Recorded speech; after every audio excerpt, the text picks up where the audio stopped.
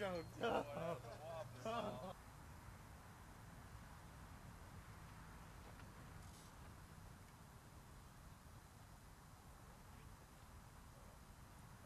Bert? Drop. This angle's better, Mike. Right, almost directly behind you.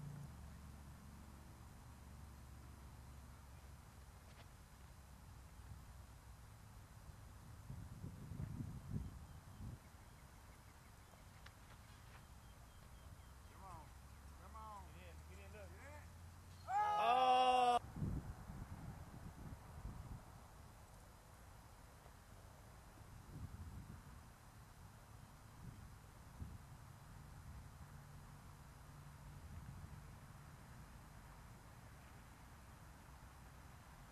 Ah! There you go.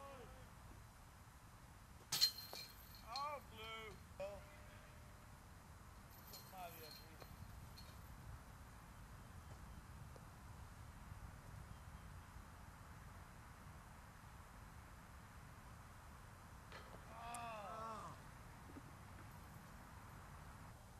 We're on hole 6, technically, with the 3 alternate holes.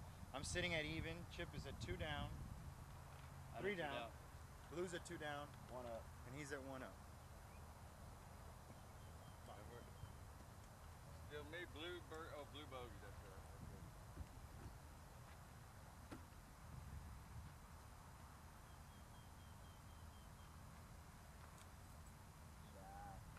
There you go, Chip. Chip. Come on. Oh, that hit something big.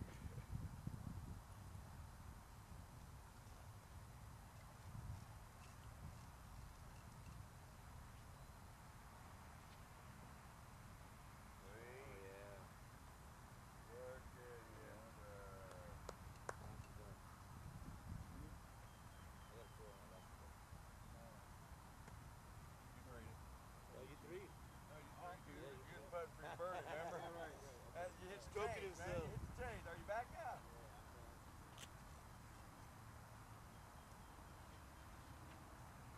Okay, so do it again. Ah!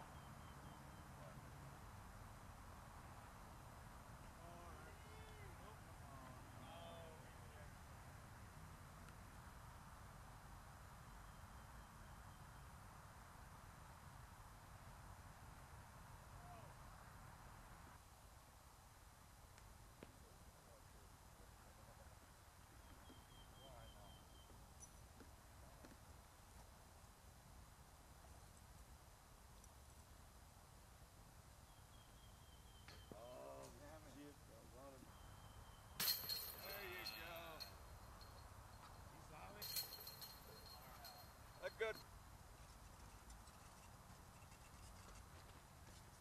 Oh, Christ.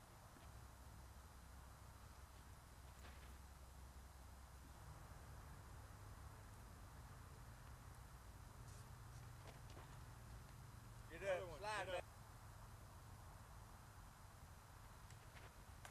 Oh.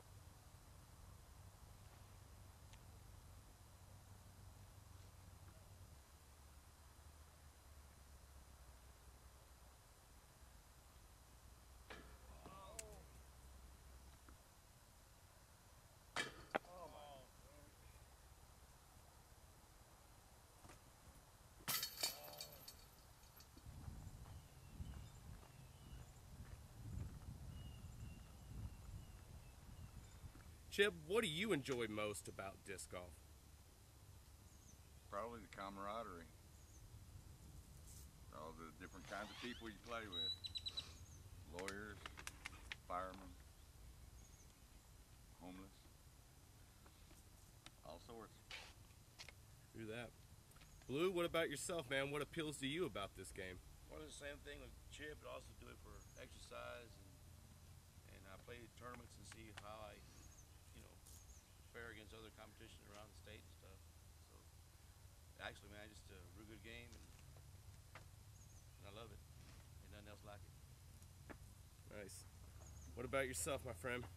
Well, I like the competition and the people you play against. There's always somebody that's really good, gets you motivated to play better. And I just really enjoy it, man. It's relaxation. Nice. What about you, Uncle Rich? What do you enjoy most about this? I definitely like Chip and Blue, enjoy the camaraderie. You get to see people that you normally don't get to hang out with every day. You meet them up at the disc golf course. You enjoy a good hour, 2 hours hanging out with them, even if it's once or twice a week, whatever. I enjoy teaching kids about the game and newcomers. I enjoy the fact that it's a game for everybody. It's not real expensive. Most of the courses are free to play. For the most part, it's a game for anybody. You don't have to be the best athlete or the strongest person. You just have to have good technique and a lot of concentration and patience, and you'll be good.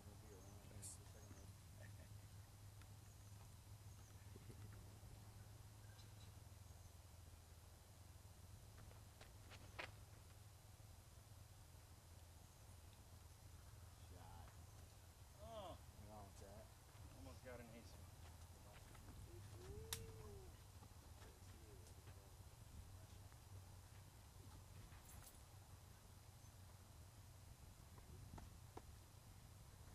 Well, got a putt.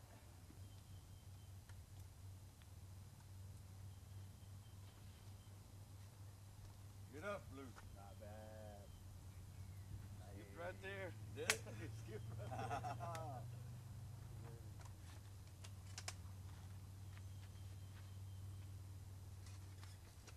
Headhunter. Oh! You can do it.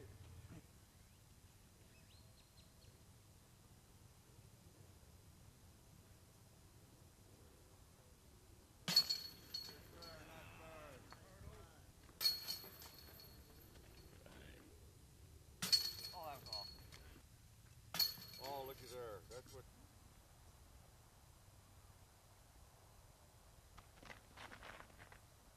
Did you drop in?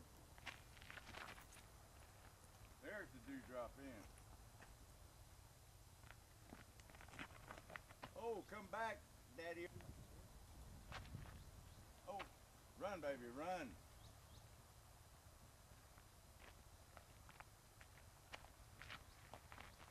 Work. Oh. Yeah.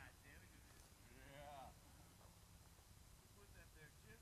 I did. I come over last night and put it there just for you.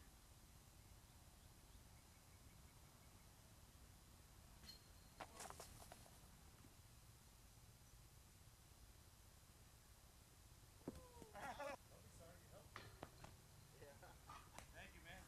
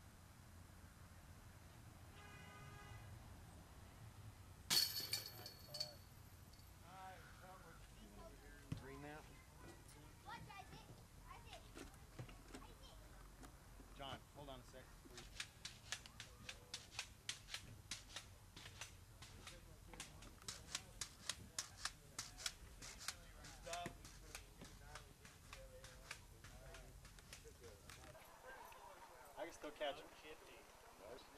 I'm John Houck, H-O-U-C-K. So John, how did you get World's Biggest Disc Golf Weekend created? Well, the first event was in 1991. I was on something called the Austin Chamber of Commerce Sports and Leisure Committee. And we'd go around the table every once in a while and somebody would say, oh, we had 400 people at our triathlon, or we had 300 people at our bowling event. And I'd say, well, we had 150 for our state championships. It was the biggest in the country.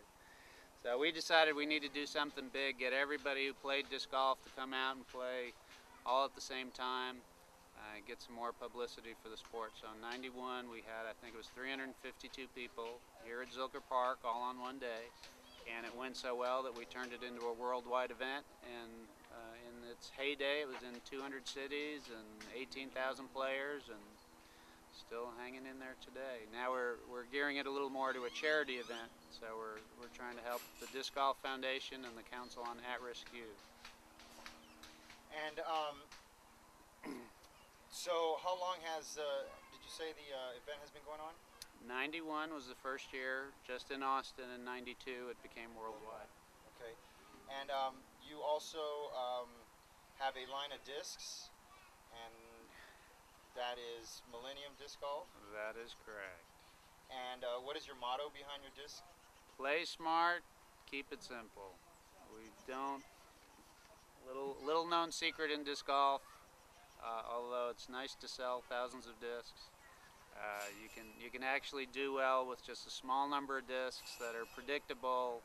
You know what they're going to do, you're used to them, and that stay in the fairway. And sometimes it's actually better than to stay in the fairway than it is to go far in the wrong direction. That's a tough concept for some people, but they're starting to catch on.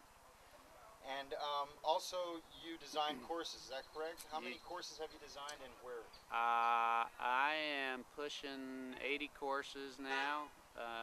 I've got 3 or 4 that I'm in progress now. They'll probably get me up to about 80. Mostly in Texas, but I've done Florida, Wyoming, British Columbia, Georgia, a few other places, and may have some outside Texas coming up later this year. There's courses going in all over the place. And what year was the first year that you designed a course? The first course that I designed was actually a temporary course here at Zilker in '84.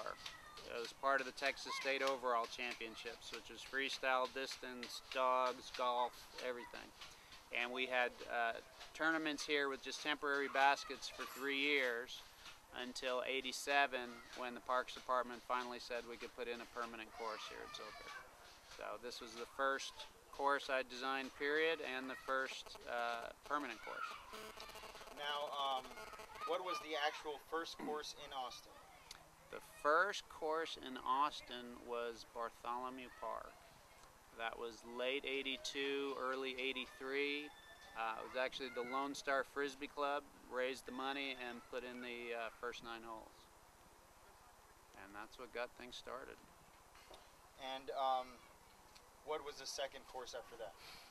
Second course was Zilker. And like I said, it took 3 years to talk the Parks Department into it, but at the time when they put it in, they said it was the best $5,000 they ever spent.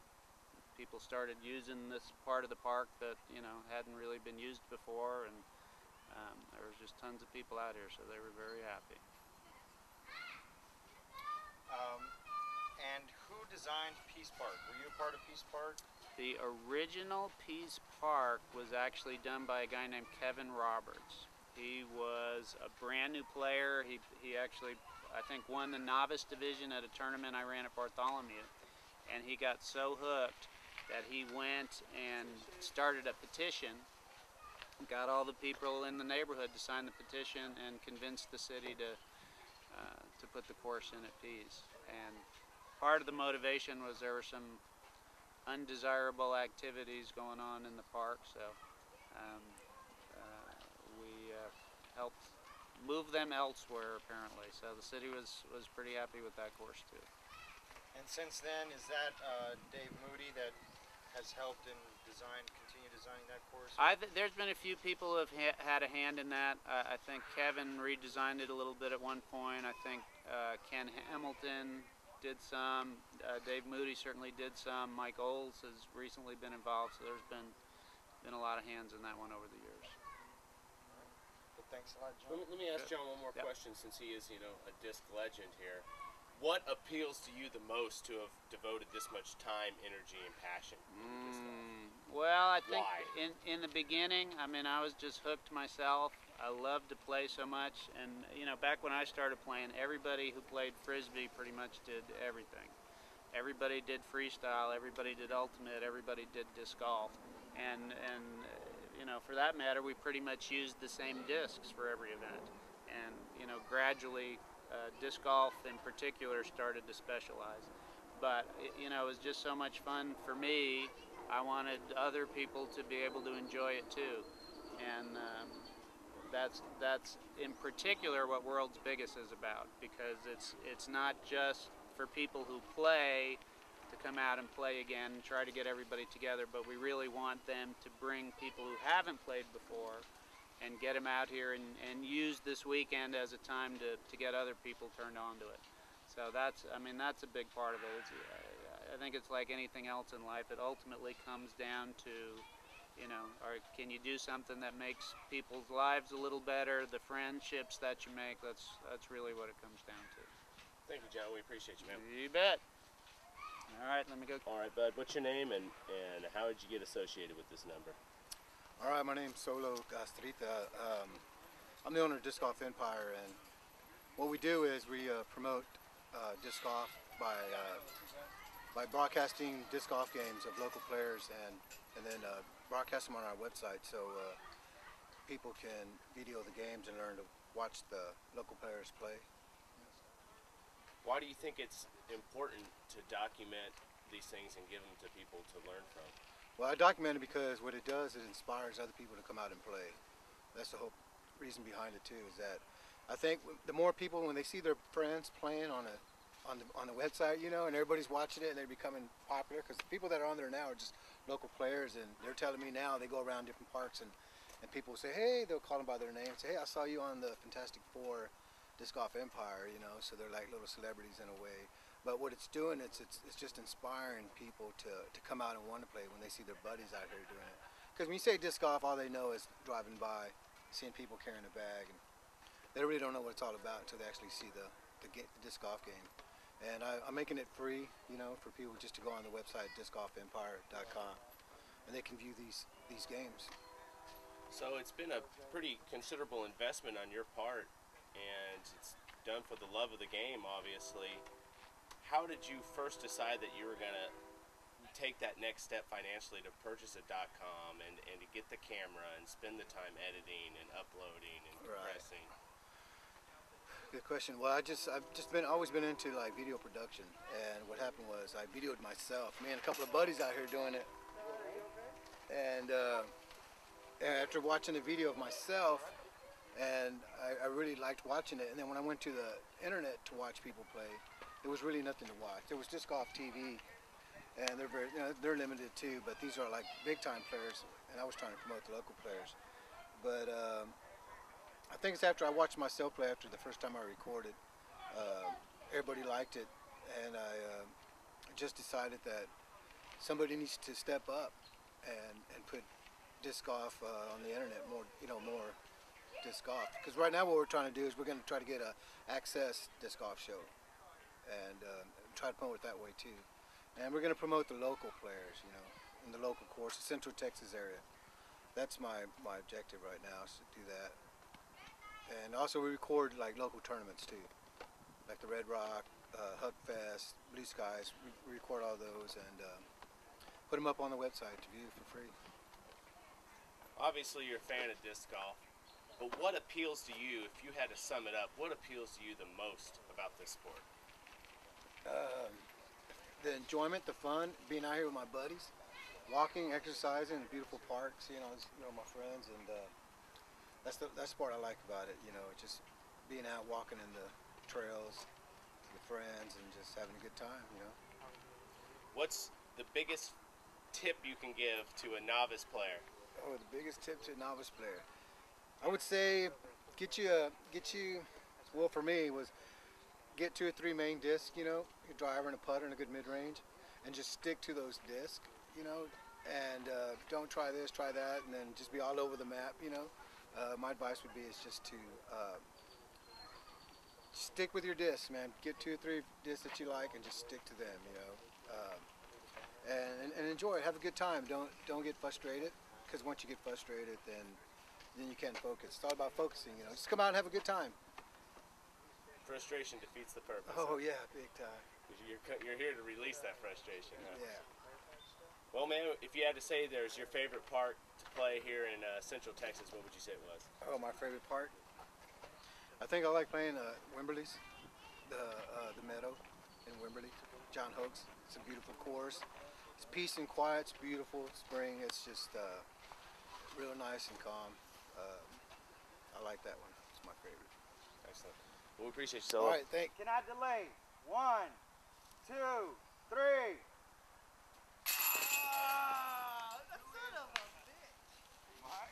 Two discs for those. All right, nobody else can throw. Concentrate, guys. If they miss, everybody gets to throw again.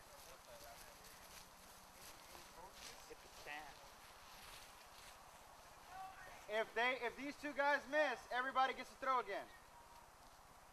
1, 2, 3. 2.